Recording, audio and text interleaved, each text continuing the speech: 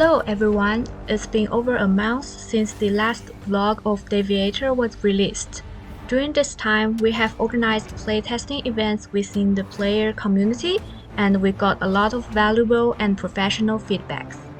As you may know, we recently released the first official trailer of DEVIATOR, and you can check it out in this channel. Today, we want to take this opportunity to talk about the core gameplay mechanics of our game, which is Parry. As the team is made up of action games and Metroidvania fans, when designing the gameplay, we decided to make Parry the core mechanic. When we started production, there hadn't been a 2D game with Parry as its core mechanic, and there are 3 key problems that we have to solve. The first problem is, of course, how does the player parry? We want parry to be the core mechanic, but avoid putting people in a passive state.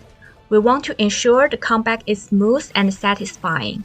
At the beginning, we designed parry to be triggered by an attack action that's right on time of the enemy attack. But after several rounds of internal playtesting, this idea is voided.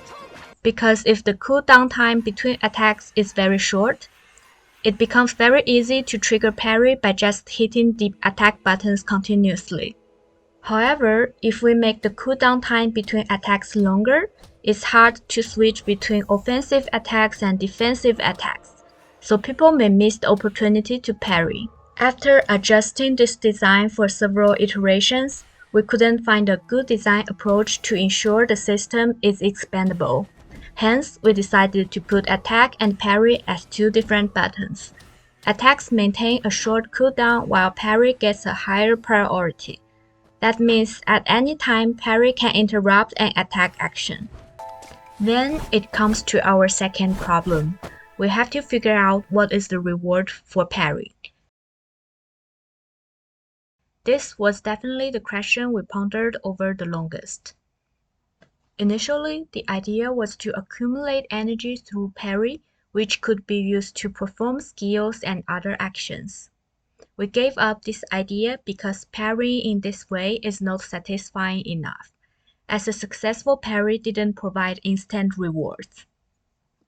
Eventually, we settled on the current approach.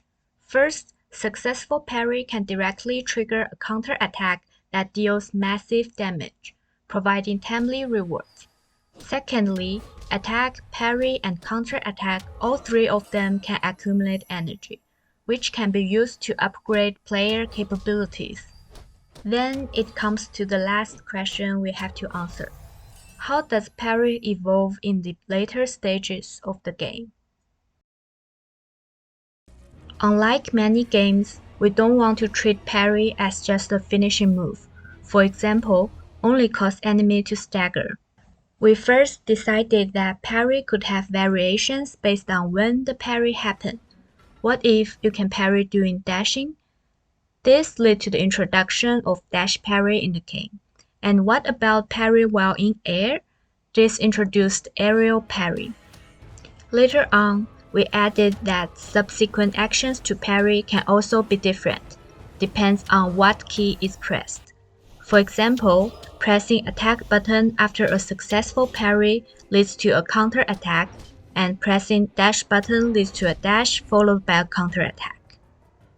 So long words short, we make adjustments on both the initiation and feedbacks of parry.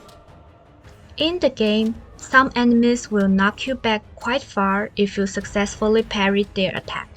In such cases, pressing dash allows you to get closer to the enemy first and unleash a counterattack to deal massive damage.